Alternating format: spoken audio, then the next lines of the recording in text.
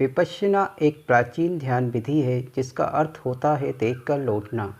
इसे आत्मनिरीक्षण और आत्मशुद्धि की सबसे अच्छी विधि माना गया है।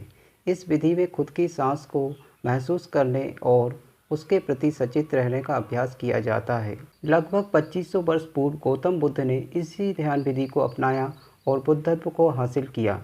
विपश्यना ध्यान विधि को हजारों सालों से हमारे ऋषि मुनि करते आए हैं, जबकि भगवान बुद्ध ने इसे सरलतम रूप में अपनाया।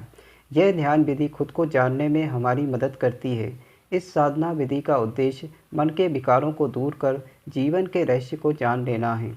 शरीर क्या है, मन क्या है, आत्मा क्या है, ये जीवन क्या है, हम कौन हैं, क्या है। इस विधि से इन सभी प्रश्नों का उत्तर स्वतः ही मिल जाता है। विपश्यना ध्यान विधि के बारे में ओशो के विचार। ओशो के अनुसार विपश्यना बड़ा सीधा और सरल प्रयोग है।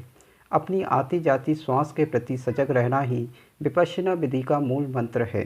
श्वास जीवन है, श्वास से ही तुम्हारी आत्मा तुम्हारे शरीर से जुड़ी है। इस पार देह है, उस पार आत्मा है, और श्वास इन दोनों के बीच का सेतु है। यदि तुम श्वास पर ठीक से ध्यान लगाते रहो तो अवश्य ही तुम शरीर से भिन्न अपने आप को जान सकोगे। तुम वास्तव में क्या हो, यह तुम जान पाओगे। बस सरल सा उपाय है श्वास पर ध्यान लगाना। विपश्यना ध्यान विधि के बारे में गौतम बुद्ध के विचार। गौतम बुद्ध कहते हैं, तुम अपनी श्वास को बदलने की चेष्टा मत करो। जैसी चल रही है वैसी ही बस बैठकर देखते रहो, महसूस करते रहो। बुद्ध ने कहा है, श्वास पर नियंत्रण पाने की कोशिश मत करो। तुम तो बैठ जाओ, श्वास तो चल रही है, जैसी चल रही है चलने दो। बस तुम बैठकर देखते रहो। जैसे नदी के किनारे बैठा कोई व्यक्ति जल की धारा को शांत भाव से देखे जाता है, उसी प्रकार तुम बस श्वास को देखते रहो। हमें कुछ और करना ही नहीं है। जैसा है ठीक है। जो भी आँख के सामने से गुजर रहा है उससे हमारा कुछ भी लेना देना नहीं है। जो भी विचार आ रहे हैं, गुजर रहे हैं, जाने दो, आने दो। तुम बस बिना आसक्ति के, बिना विचलित हुए देखते रहो। श्वास भीतर आई, फिर बाहर गई, फिर भीतर आई, फिर बाहर गई। तुम बस देखते रहो।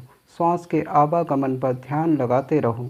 श्वास का भीतर आना, क्षण भर भीतर ठहरना, फिर बाहर आना, फिर नई श्वास का आवागमन। तुम बस देखते रहो। इसे देखने से अद्भुत होता है।